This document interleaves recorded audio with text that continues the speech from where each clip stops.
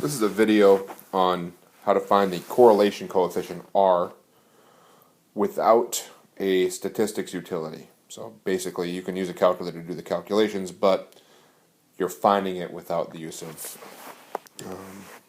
statistical editors. So we have this formula, and we're basically going to just plug in our values that I've found for you below. So we have 4 points: 2, 1, 3, 2, 4, 2, and 5, 3. So n, the number of points, is 4. So in our equation, we're going to have 4, and we have the sum of the product of x and y, which is 31. We have the sum of x, 14. The sum of the y's, 8. So there's my numerator. So 4 times 31 is 124. 14 times 8 is 112. So if I subtract those, I have a numerator of 12. The denominator, again, I have a square root. I'm going to zoom in on this part a little bit. The square root of 4 times the sum of x squareds. So the sum of the x squareds, that's the 54, minus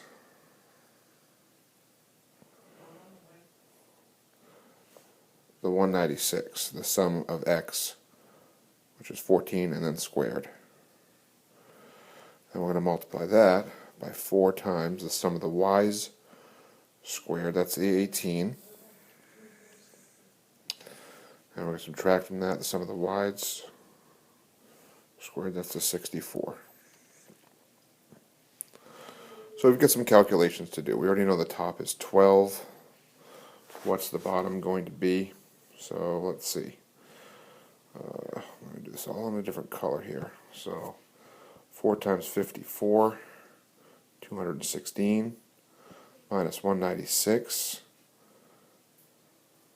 that's 20. 4 times 18 is 72, minus 64, which is 8. So I have 20 times 8 under the square root. So I have the square root of 160. So if we grab a calculator,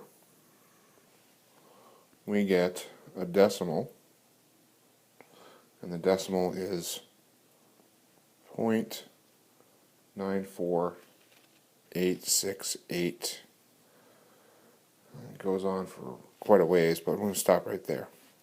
Usually if we just kind of look at the first three, so really 0.949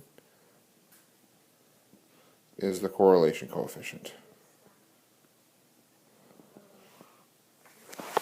So finding it is really not all that bad. It's remembering this horrible formula that probably very few people could do. So just to recap, we're gonna have these values here. We're gonna calculate the sum of the x's, the sum of the y's. That's the 14 and the 8. We're gonna multiply the x and the y together. Okay, that's gonna give us those values. We're gonna get that total. We're gonna square the x's. We're gonna square the y's. None of those things are very difficult. We're gonna add those numbers up together. Okay, and once we have all that information, then we literally just plug it into that formula up here. And we end up getting 0.949. Now let's talk about what R is.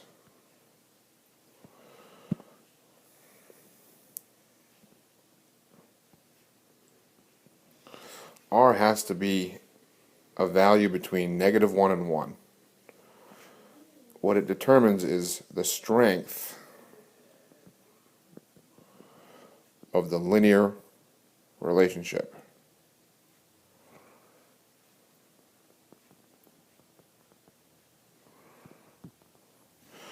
the closer to 1 or to -1 the value of r is, the better the relationship.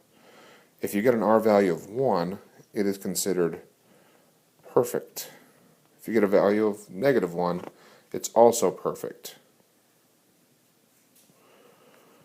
If you get an r value of 0, there's absolutely no correlation at all.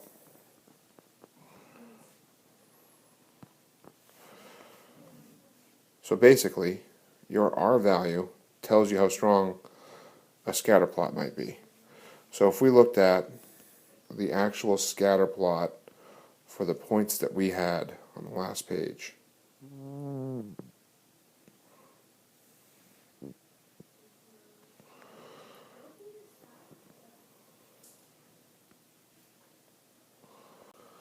So if you look at the scatter plot, and what I've actually done is drawn in the regression line in there, which I found in a previous video, which is y equals 3/5 x minus 1/10.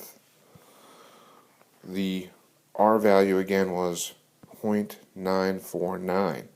And as you can see, that line is incredibly close to all 4 of those points. Therefore, it should be very close to 1. If I had a different set of points, let's say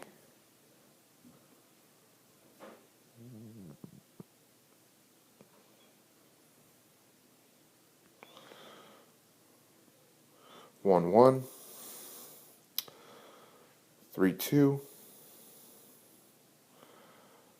5, 3, and 7, 4. Now you can clearly see that those 4 points would all fall on the same line perfectly. Alright, and that line would have a correlation coefficient of 1 because it is a perfect line. Every single one of those points is on the line. If we had a crazy scatter plot,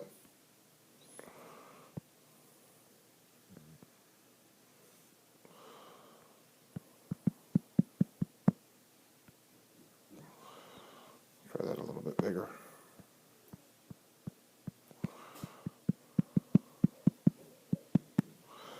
Where there might be a little bit of a positive trend here. All right, and you could circle the data, but it would be very wide and almost circular.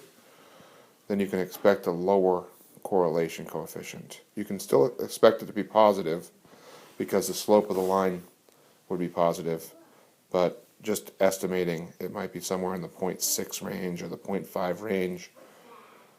The less the data looks like a line, the closer to 0 the r value will be.